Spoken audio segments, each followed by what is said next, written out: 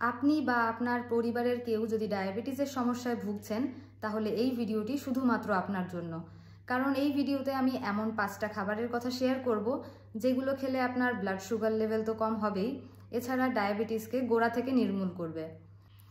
নমস্কার, আমি তন্নি মিত্র, আমি একজন হেলথ অ্যাডভাইজার এবং welcome back to my channel. এবারে আসি খাবারের কথায়। প্রথম তালিকায় আসে হচ্ছে স্যালাডস। আপনি যদি প্রি ডায়াবেটিক বা ডায়াবেটিক পেশেন্ট হন, আপনার লাঞ্চ এবং ডিনারের আগে আপনাকে অবশ্যই ভরপেট স্যালাড খেতে হবে।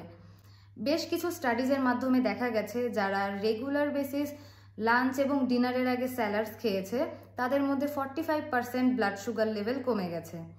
কিন্তু এটা কেন হয়েছে? এর কারণ হচ্ছে যে কোনো কাঁচা সবজির গ্লাইসেমিক ইন্ডেক্স খুব কম হয় এবং এই খাবারগুলো যখন আমরা খাই তখন খুব ধীরে ধীরে আমাদের ব্লাড সুগার লেভেল ইনক্রিজ করে, যার কারণে আমাদের হঠাৎ করে ইনসুলিন স্পাইক হয় না। আর এটাই তো একজন ডায়াবেটিক পেশেন্টের জন্য প্রয়োজন। এছাড়া স্যালাডস আছে প্রচুর পরিমাণে ফাইবার, যেটা ডাইজেশনের সময় আমাদের গ্লুকোজ লেভেল অ্যাবজর্পশনে হেল্প করে এবং আমাদের ব্লাড সুগার লেভেল বাড়তে দেয় না। এই স্যালাডের মধ্যে সবচেয়ে হিরো ইনগ্রেডিয়েন্ট হচ্ছে শসা, টমেটো, গাজর এবং পেঁয়াজ। আপনি এর সাথে চাইলে মিষ্টি আলু বা বিট গাজরও ইউজ করতে পারেন। দেখা গেছে খাবার খাওয়ার আগে কাঁচা পেঁয়াজ খেলে ব্লাড সুগার লেভেল 40% পর্যন্ত কমে যায়। তবে চেষ্টা করবেন যেন স্যালাডসের মধ্যে টেবিল সল্ট ইউজ না করেন, এবং যাদের চিবোতে অসুবিধা তাদের জন্য বলবো মিক্সার গ্রাইন্ডারে রাফলি চপ করে তারপরে স্যালাডস খান, কিন্তু স্যালাডস আপনাকে খেতেই হবে। সেকেন্ড সুপার ফুড হচ্ছে বার্লি বা জব। মোস্টলি আমরা সাদা ভাত যার গ্লাইসেমিক ইন্ডেক্স 70 বা আমরা রুটি প্রেফার করি যার glycaemic index 62 and up.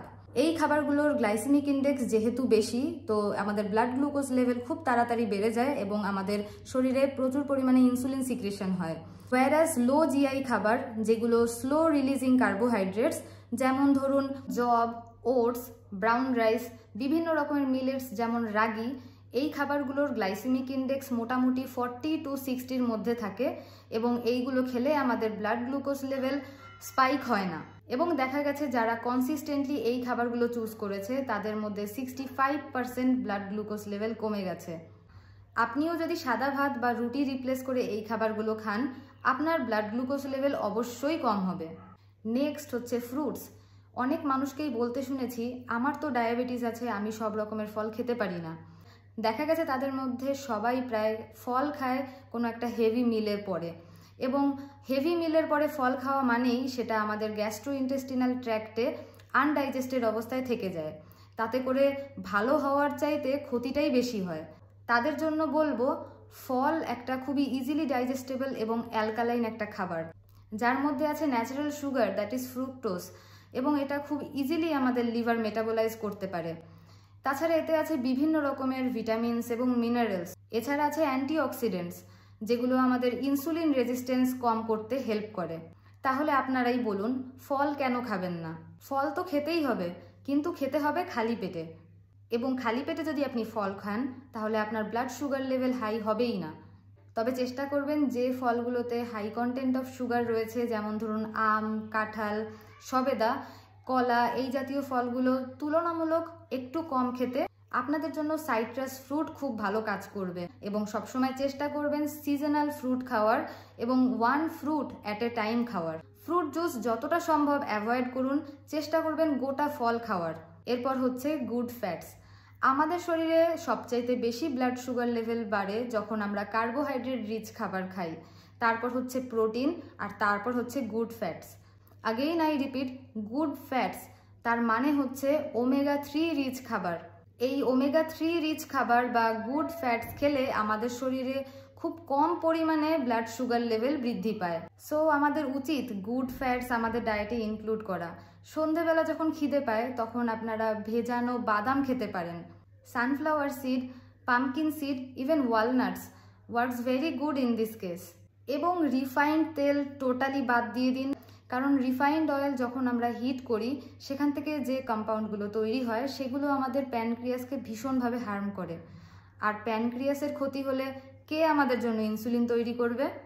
So যতটা সম্ভব তেল কম খান, বা যখনই তেল খাবেন চেষ্টা করবেন cold pressed mustard oil that is সর্ষের তেল বা তিলের তেল বা কোকোনাট অয়েল ইউজ করার। নাম্বার 5 হচ্ছে প্রোটিন।